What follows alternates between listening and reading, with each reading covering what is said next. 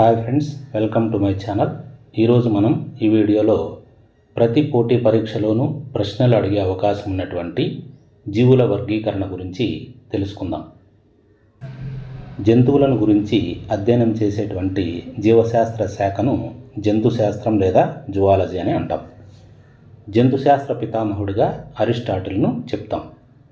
మరి జంతువులను పృష్ఠవంశం, దీనినే వెన్నెముక అని అంటాం. వెన్నెముక ఉండడం లేకపోవడం ఆధారంగా చేసుకొని రెండు భాగాలుగా వర్గీకరించవచ్చు. అవి ఒకటి అకశేరుకాలు, వీటినే నాన్ కార్డేట్స్ అని అంటాం. రెండు సకశేరుకాలు, వీటిని కార్డేట్స్ అని పిలుస్తాం. మరి అకశేరుకాలు అంటే ఏమంటే ఇవి వెన్నెముక లేనటువంటి జీవులు. వీటిని 9 వర్గాలుగా విభజించారు. నెక్స్ట్ సకశేరుకాలలో వెన్నెముక లేదా పృష్ఠవంశం అనేది ఉంటుంది. వీటిని తిరిగి 5 వర్గాలుగా వర్గీకరించారు. అవేమిటో ఇప్పుడు మనం తెలుసుకుందాం. జంతురాజ్యంలో 2 వర్గాలు అకశేరుకాలు, సకశేరుకాలు. అకశేరుకాలను నాన్ కార్డేట్స్ అని అంటామని చెప్పుకున్నాం. వీటిని మళ్ళీ తిరిగి 9 వర్గాలుగా విభజించారు. అవేమంటే ప్రోటోజోవా, పురిఫెరా, సిలెంటరేటా, ప్లాటిహెల్మింథిస్, నిమాటిహెల్మింథిస్, అనలీడా, ఆర్థ్రోపోడా, మొలస్కా, ఇఖైనోడర్మేటా. మరి సకశేరుకాలను తిరిగి 5 విభాగాలుగా విభజించారు. అవేమంటే 1 చేపలు, 2 ఉభయజీవులు, 3 సరీసృపాలు, 4 పక్షులు, 5 క్షీరదాలు. ఈరోజు మనం ఈ వీడియోలో సకశేరుకాలు సాధారణ లక్షణాలు, ఆ వర్గానికి చెందినటువంటి జీవుల యొక్క ప్రత్యేకతల గురించి తెలుసుకుందాం.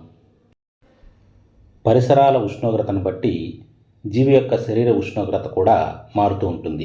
దీన్ని ఆధారంగా చేసుకొని జంతువులను 2 రకాలుగా వర్గీకరించవచ్చు. అవి 1 అస్థిరోష్ణ జీవులు, వీటినే శీతల రక్త జంతువులు అని అంటాం. వీటిని ఇంగ్లీష్లో పాయిక్యులోథెర్మిక్ లేదా కోల్డ్ బ్లడెడ్ అనిమల్స్ అని అంటాం. ఈ జీవులు ఏం చేస్తాయంటే పరిసరాల ఉష్ణోగ్రత మారితే శరీర ఉష్ణోగ్రత కూడా మార్చుకుంటాయి. ఉదాహరణకి చేపలు, ఉభయజీవులు, సరీసృపాలను అస్థిరోష్ణ జీవులు అని చెప్తాం. అంటే ఉష్ణోగ్రతను స్థిరంగా ఉంచుకోవు, పరిసరాల ఉష్ణోగ్రతకు అనుగుణంగా వాటి యొక్క శరీర ఉష్ణోగ్రతను కూడా మార్చుకుంటాయి అనే అర్థం. నెక్స్ట్ స్థిరోష్ణ జీవులు, వీటినే ఉష్ణరక్త జంతువులు అని అంటాం. వీటినే ఇంగ్లీష్లో హోమియోథెర్మిక్ లేదా వార్మ్ బ్లడెడ్ అనిమల్స్ అని అంటాం. ఈ జీవులు ఏం చేస్తాయంటే పరిసరాల ఉష్ణోగ్రత మారినప్పటికీ వాటి యొక్క దేహ ఉష్ణోగ్రత స్థిరంగా ఉంచుకుంటాయి. ఉదాహరణకి పక్షులు, క్షీరదాలు. నెక్స్ట్ ఉల్బరహిత జీవులు అంటే ఏమిటో తెలుసుకుందాం. వీటినే అనామ్నియేట్స్ అని అంటాం. అంటే పిండము చుట్టూ ఉల్బం అనేటువంటి పొర ఉండదు. ఉదాహరణకి చేపలు, ఉభయజీవులను ఉల్బరహిత జీవులుగా చెప్తాం. నెక్స్ట్ ఉల్బజీవులు, వీటిని ఆమ్నియోట్స్ అని అంటాం. పిండం చుట్టూ ఉల్బం అనేటువంటి పొర ఉంటుంది. ఉదాహరణకి సరీసృపాలు, పక్షులు, క్షీరదాలను ఉల్బజీవులని అంటాం. వీటిపైన కూడా ప్రశ్నలు వస్తూ ఉంటాయి, వీటిని బాగా గుర్తుంచుకోండి. నెక్స్ట్ అండోత్పాదకాలు, శిశోత్పాదకాలు అంటే ఏమిటో తెలుసుకుందాం. అండోత్పాదకాలను ఓవిపారస్ అని అంటాం. అండోత్పాదకాలంటే గుడ్లు పెట్టే జీవులను అండోత్పాదకాలు అంటారు. ఉదాహరణకి చేపలు, ఉభయజీవులు, సరీసృపాలు, పక్షులు. కొన్ని క్షీరదాలు గుడ్లను పెడతాయి. ఉదాహరణకి ఎకిడ్నా, డక్ బిల్డ్ ప్లాటిపస్ అండోత్పాదకాలుగా చెప్తాం. నెక్స్ట్ శిశోత్పాదకాలు, వీటిని వివిపారస్ అని అంటాం. శిశోత్పాదకాలు అంటే ఏమిటంటే పిల్లలను కనేటువంటి జీవులను శిశోత్పాదకాలని అంటాం.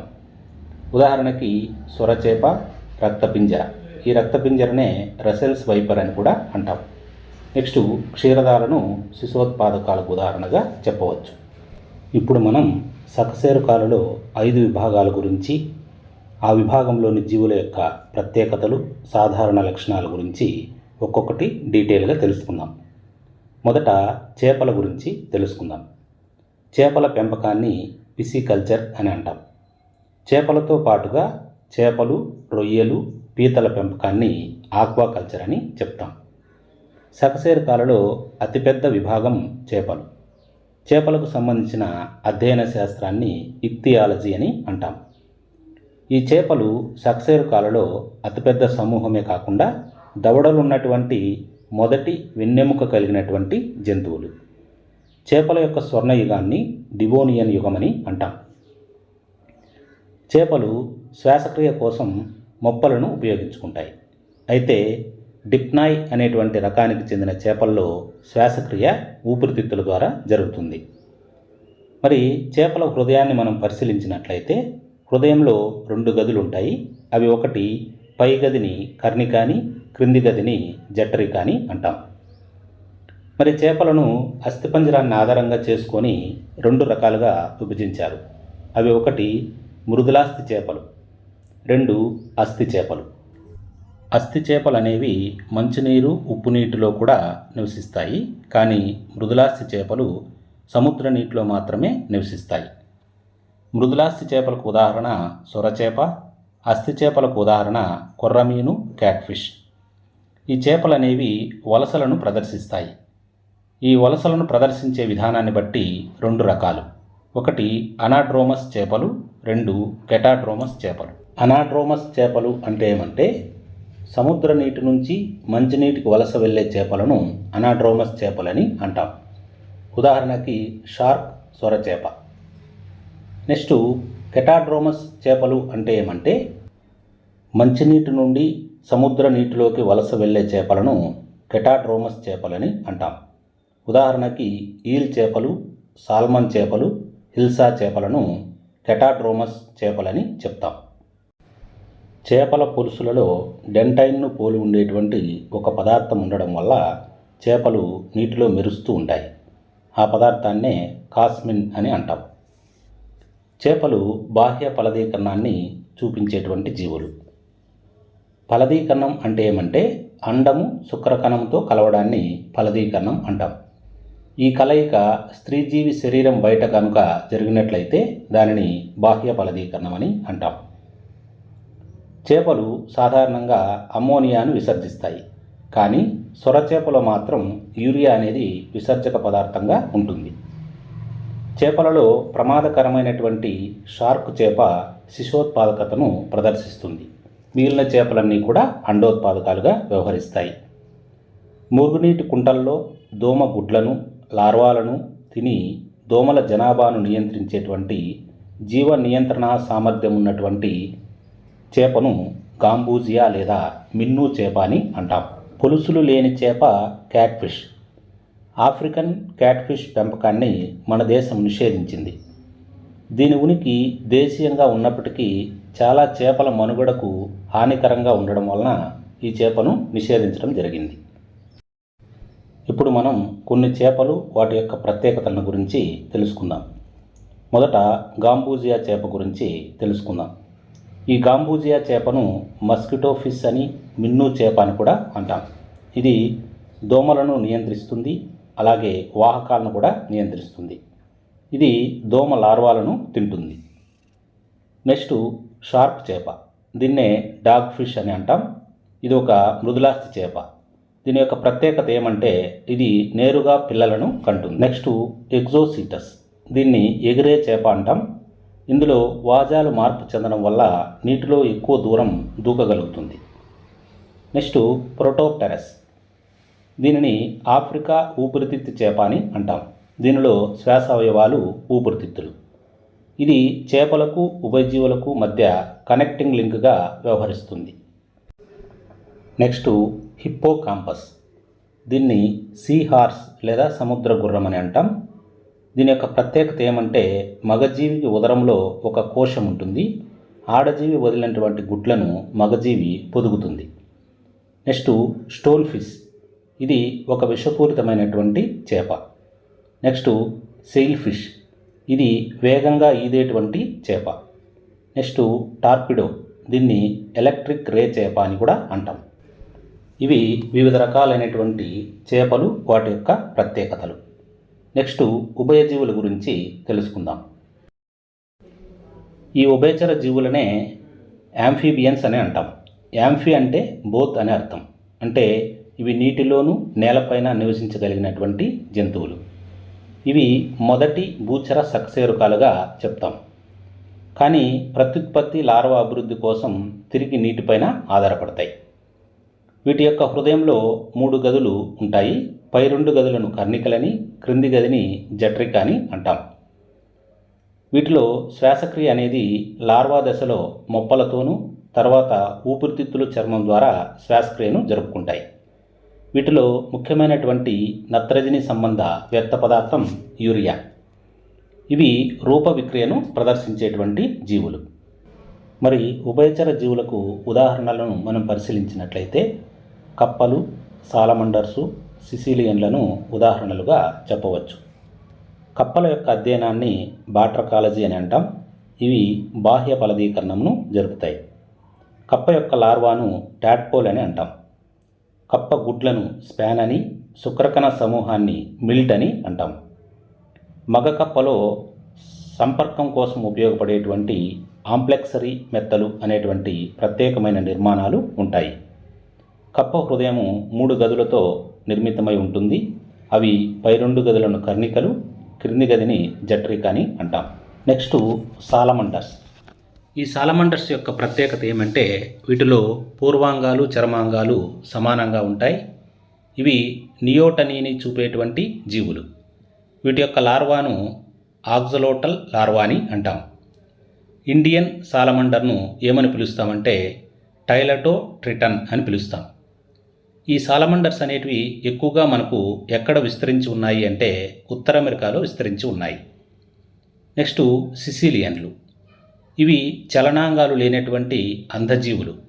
ప్రధానంగా ఎక్కడ నివసిస్తాయంటే బొరియల్లో నివసిస్తాయి.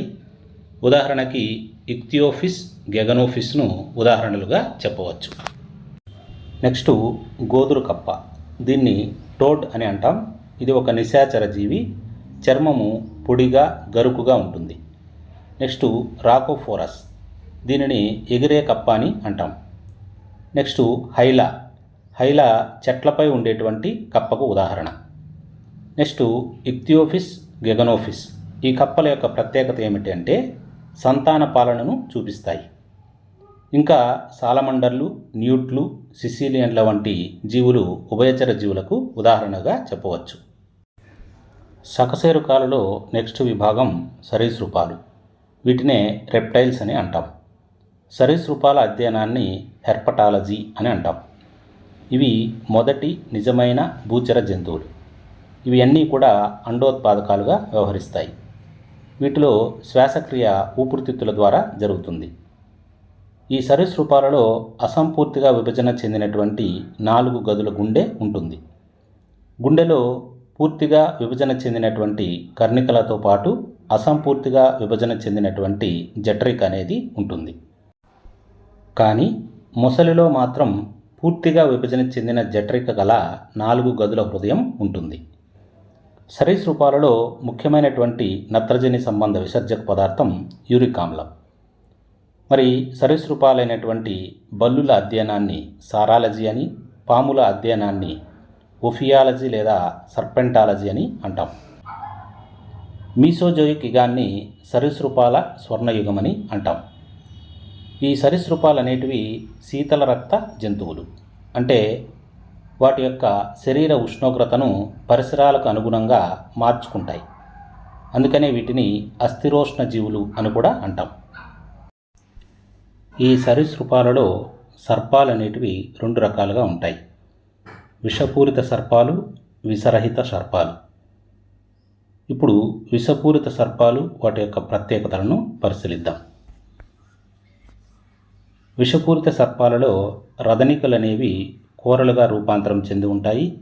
అలాగే విషగ్రంథులు లాలాజల గ్రంథుల యొక్క రూపాంతరం. King cobra. దీన్ని రాచనాగు అని అంటాం. ఇది అతిపెద్ద విషపూరిత సర్పం. అంతేకాకుండా తన గుడ్లను ఉంచుకోవడానికి గూడు కట్టుకునేటువంటి ఏకైక సర్పం. నాగుపాము యొక్క విషాన్ని కోబ్రడిన్ అంటాం. ఇది నాడీ వ్యవస్థ పైన ప్రభావం చూపిస్తుంది. నెక్స్ట్ రక్తపింజర. దీన్ని రసెల్స్ వైపర్ అని అంటాం. దీని యొక్క విషాన్ని వైపరిడిన్ అని అంటారు. ఇది రక్త ప్రసరణ వ్యవస్థ పైన ప్రభావం చూపిస్తుంది. నెక్స్ట్ కట్లపాము. దీని విషం నాగుపాము విషం కంటే అనేక రెట్లు అధికంగా ప్రభావం చూపిస్తుంది. దీని యొక్క విషం నాడీ వ్యవస్థ పైన ప్రభావం చూపుతుంది. నెక్స్ట్ సముద్ర సర్పాలు. ఇవి శిశోత్పాదకాలు. వీటి యొక్క విషం నాడీ వ్యవస్థ పైన ప్రభావం చూపుతుంది. పాము కాటు వేసినప్పుడు 1 లేదా 2 మచ్చలు శరీరం పైన ఏర్పడితే అది విషసర్పం వేసినటువంటి కాటుగాను, అనేక మచ్చలు యు ఆకారంలో ఉంటే అది విషరహిత పాము కాటుగాను గుర్తించవచ్చు. పాము విషాన్ని వీనమని అంటాం. దీనికి ఇచ్చేటువంటి మందును యాంటీవీనం అని అంటాం. ఏ పాము కాటు వేసిందో తెలిస్తే ఇచ్చేటువంటి విరుగుడును యాంటీవీనం అని, ఏ పాము కాటు వేసిందో తెలియకపోతే ఇచ్చేటువంటి మందును పాలీవీనం అని అంటాం. పాము విషానికి విరుగుడు తయారు చేసేటువంటి సంస్థలు ఏమిటంటే ముంబైలోని హాప్కిన్స్ ఇన్స్టిట్యూట్, అలాగే హిమాచల్ ప్రదేశ్ కసౌలీలో ఉండే సెంట్రల్ రీసెర్చ్ ఇన్స్టిట్యూట్. ఈ 2 సంస్థలు కూడా పాము విషానికి విరుగుడును తయారు చేస్తున్నాయి. ప్రసిద్ధి చెందిన పాముల పార్కు ఎక్కడుంది అంటే గిండి నేషనల్ పార్క్. ఇది చెన్నైలో ఉంది. అమెరికాలో కనిపించే ప్రత్యేక విషసర్పం ర్యాటిల్ స్నేక్. దీన్ని క్రాటాలస్ అని అంటాం. దీని విషానికి విరుగుడు లేదు. మరికొన్ని సరీసృపాల ప్రత్యేకతలను మనం పరిశీలిస్తే డ్రాకో. దీనిని ఎగిరే బల్లి అని అంటాం. దీనిలో ఎగరడానికి పెటాజియా అనే నిర్మాణం తోడ్పడుతుంది. నెక్స్ట్ హీలోడెర్మా. ఇది ఒక రకమైనటువంటి విషపు బల్లి. నెక్స్ట్ వెరానస్. ఈ వెరానస్నే మన వాడుక భాషలో ఉడుము అని చెప్తాం. ఇది అతిపెద్ద బల్లి. దీనినే మానిటర్ లిజర్డ్ అని కూడా అంటాం. నెక్స్ట్ మొసలి. పూర్తిగా విభజితమైనటువంటి 4 గదుల గుండెను కలిగి ఉండడం దీని యొక్క ప్రత్యేకత. నెక్స్ట్ రాక్షస బల్లులు. వీటినే డైనోసార్లు అని కూడా అంటాం. ఇవి విలుప్తం చెందిన అతిపెద్ద సరీసృపాలు. ఈ డైనోసార్లలో అతిపెద్ద డైనోసార్ను బ్రాంటోసారస్ అని అంటాం. ఇది ఒక శాకాహారి. ఇవి ప్రస్తుతం శిలాజాల రూపంలో అంటే ఫాజిల్స్ రూపంలో లభ్యమవుతున్నాయి. పురాతన కాలంలో నివసించి ప్రస్తుతం నశించిపోయి ఎముకలు, దంతాలు, ముద్రలు, కాండం, ఇతర భాగాలుగా లభించే వాటినే మనం శిలాజాలు లేదా ఫాజిల్స్ అని అంటాం. ఈ శిలాజాలను డాక్యుమెంట్స్ ఆఫ్ ఎవల్యూషన్ అని కూడా అంటారు. శిలాజాల అధ్యయనాన్ని పేలియంటాలజీ అని అంటాం. నెక్స్ట్ సరీసృపం ఊసరవెల్లి. దీని యొక్క శాస్త్రీయ నామం కెమిలియాన్. దీని యొక్క ప్రత్యేకత ఏమి అంటే ఇది శరీరం యొక్క రంగులను మార్చుకుంటుంది. అంతేకాకుండా ఒక కన్ను ముందుకి ఒక కన్ను వెనక్కి చూసేటువంటి లక్షణాన్ని ప్రదర్శిస్తుంది. Next టెస్టుడో elegance. దీనిని నక్షత్ర తాబేలు అని అంటాం. ప్రపంచంలోనే అత్యధిక జీవితకాలం ఉండేటువంటి జీవులు తాబేళ్ళు. Next Eryx johnii. దీన్నే శాండ్ బోవా అని కూడా అంటాం. దీని తోక మొద్దుబారి ఉండడం వల్ల 2 తలల పాము అని అంటాం. నెక్స్ట్ సకశేరుకాలలో తర్వాత విభాగము పక్షులు. ఈ పక్షులను ఏవ్స్ అని అంటాం. పక్షుల యొక్క అధ్యయనాన్ని ఆర్నిథాలజీ అని అంటాం. భారతదేశంలో పక్షి శాస్త్ర పితామహుడుగా ఎవరిని చెప్తామంటే సలీం అలీ గారిని చెప్తాం. పక్షి గుడ్ల అధ్యయనాన్ని ఊఆలజీ అని అంటాం. పక్షి యొక్క గూళ్ళ అధ్యయనాన్ని నిడాలజీ అని అంటాం. పక్షి రెక్కల గురించిన అధ్యయనాన్ని టీరాలజీ అని అంటాం. పక్షుల యొక్క వలసల అధ్యయనాన్ని ఫీనాలజీ అని అంటాం. పక్షుల యొక్క సాధారణ లక్షణాలు, ఎగరడానికి ఉపయోగపడేటువంటి అనుకూలతల గురించి ఇప్పుడు తెలుసుకుందాం. ఇవి స్థిరోష్ణ జీవులు. అంటే పరిసరాల ఉష్ణోగ్రతతో సంబంధం లేకుండా తమ శరీర ఉష్ణోగ్రతను స్థిరంగా ఉంచుకుంటాయి. వీటిలో శ్వాసావయవాలు ఊపిరితిత్తులు. పక్షుల శరీరంలో 4 గదుల గుండె ఉంటుంది. పక్షులలో ముఖ్యమైనటువంటి నత్రజని విసర్జక పదార్థం యూరిక్ ఆమ్లం. పక్షుల యొక్క శరీరం పైన తోక భాగంలో ఫ్రీన్ గ్రంథి లేదా ఈరోఫైజియల్ గ్రంథి అనే నిర్మాణం ఉంటుంది. ఇది నూనె వంటి పదార్థాన్ని ఉత్పత్తి చేస్తుంది. మరి పక్షులలో ఉన్నటువంటి అనుకూలనాలు, ప్రత్యేకతలను మనం పరిశీలించినట్లయితే పక్షులు ఎగిరే సకశేరుకాలు. పక్షులు ఎగరడానికి, శరీర బరువు తగ్గించుకోవడానికి అనేక అనుకూలనాలు, ప్రత్యేకతలను చూపిస్తాయి. అవేమిటంటే శరీరం పడవ ఆకారంలో ఉంటుంది. అలాగే పూర్వాంగాలు రెక్కలుగా మార్పు చెంది ఉంటాయి. మరి పక్షులు ఎగరడానికి తోడ్పడేటువంటి ఈకలను మనము క్విల్ ఈకలు అని అంటాం. వీటిలో మూత్రాశయం అనేది ఉండదు. గాలితో నిండినటువంటి ఎముకలు ఉంటాయి. అలాగే ఒకే స్త్రీ బీజవాహిక స్త్రీ బీజకోశం అనేది స్త్రీ జీవులో కనిపిస్తుంది. వీటిలో దంతాలు ఉండవు. శబ్దం చేయడానికి స్వరపేటిక కాకుండా శబ్దిని అనేటువంటి నిర్మాణము ఉంటుంది.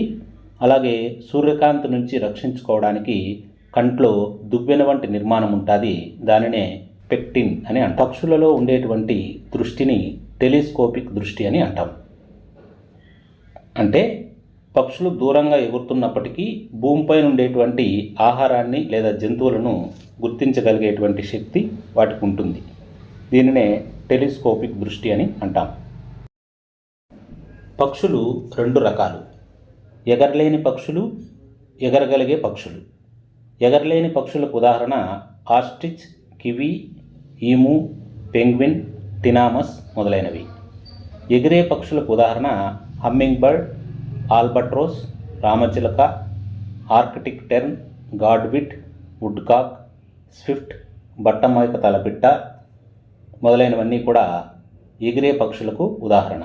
ఇప్పుడు మనం పక్షులు వాటి యొక్క ప్రత్యేకతల గురించి తెలుసుకుందాం. ఆస్ట్రిచ్. ఈ ఆస్ట్రిచ్నే ఉష్ట్రపక్షి అని కూడా అంటాం. ఇది అతిపెద్ద పక్షి, అంతేకాకుండా వేగంగా పరిగెత్తగలిగే పక్షి, అంతేకాక అతిపెద్ద అండాలను అంటే గుడ్లను పెట్టేటువంటి పక్షి. ఇది ఎగరలేని పక్షి. Next humming bird. ఈ హమ్మింగ్ బర్డ్నే తేనెపిట్ట అని కూడా అంటాం. దీని యొక్క ప్రత్యేకత ఏమంటే ఇది అతి చిన్న పక్షి, అతి చిన్న గుడ్లను పెట్టే పక్షి. ఇది క్యూబాలో కనిపించేది. ఈ పక్షి యొక్క మరొక ప్రత్యేకత ఏమంటే ముందుకు వెనకకు కూడా ఎగరగలిగేటువంటి పక్షి. ఇది తేనెను ఆహారంగా తీసుకుంటుంది కాబట్టి దీనిని తేనెపిట్ట అని కూడా అంటాం. ఎగిరినప్పుడు నీడ కూడా పడినటువంటి పక్షి. అలాగే వేగంగా రెక్కలను కదిలించగలిగే పక్షి. Next Swift. ఇది జపాన్లో ఎక్కువగా కనిపిస్తుంది. దీని యొక్క ప్రత్యేకత ఏమంటే అతి వేగంగా ఎగరగలిగేటువంటి పక్షి. Next Arctic tern. ఇది అత్యంత దూరం ప్రయాణించేటువంటి పక్షి. దాదాపుగా 40,000 కిలోమీటర్ల దూరం ప్రయాణించగలుగుతుంది. నెక్స్ట్ ఆల్బట్రాస్. ఇది అతి పొడవైన రెక్కలు కలిగిన అతిపెద్ద సముద్ర పక్షి. నెక్స్ట్ గుడ్లగూబ. దీన్నే ఔల్ అని అంటాం. ఇది రాత్రిపూట స్పష్టంగా చూడగలిగినటువంటి పక్షి. Next archaeopteryx. ఇది ఒక శిలాజ పక్షి. దీనిని సరీసృపాలకు పక్షులకు మధ్య సంధానకర్త లేదా కనెక్టింగ్ లింక్గా వ్యవహరిస్తారు. ఈ ఆర్కియోప్టెరిక్స్ పక్షి యొక్క ప్రత్యేకత ఏమిటి అంటే దంతాలు కలిగిన ఏకైక శిలాజ పక్షి. Next kiwi. దీన్ని ఏప్టెరిక్స్ అని అంటాం. ఇది న్యూజిలాండ్ దేశం యొక్క జాతీయ పక్షి. కావున ఆ దేశ ప్రజలను కివీస్ అని పిలుస్తారు. ఇది వాసనను గ్రహించేటువంటి ఏకైక పక్షి. Next emu. ఈ ఈము పక్షి ఎక్కువగా ఆస్ట్రేలియా నుండి దిగుమతి చేసుకోబడుతున్నటువంటి పక్షి. Next penguin. దీనిని యూడైటిస్ అని కూడా అంటాం. ఇది దక్షిణ ధ్రువం అంటార్కిటికాలో నివసిస్తుంది. దీని ప్రత్యేకత ఏమంటే నిలబడి గుడ్లను పెట్టేటువంటి పక్షి. నెక్స్ట్ గాడ్విట్ పక్షి. ఇది ఆగకుండా అధిక దూరం ప్రయాణించేటువంటి పక్షి. నెక్స్ట్ వుడ్కాక్. ఇది ఇండియాలో హిమాలయాల నుండి నీలగిరి పర్వతాల వరకు ఆగకుండా అధిక దూరం ప్రయాణించేటువంటి పక్షి. బట్టమేక తల పిట్ట. దీన్నే గ్రేట్ ఇండియన్ బస్టర్డ్ అని అంటాం. ఇండియాలో ఇది అతిపెద్ద పక్షి, అంతరించే దశలో ఉన్నటువంటి పక్షి. సకశేరుకాలలో చివరి విభాగం క్షీరదాలు. క్షీరదాలకు సంబంధించినటువంటి వీడియోను ఆల్రెడీ మన ఛానల్లో అప్లోడ్ చేయడం జరిగింది. దానికి సంబంధించినటువంటి లింక్ను డిస్క్రిప్షన్లో ఇస్తాను, చూసి నేర్చుకోండి. Thanks for watching.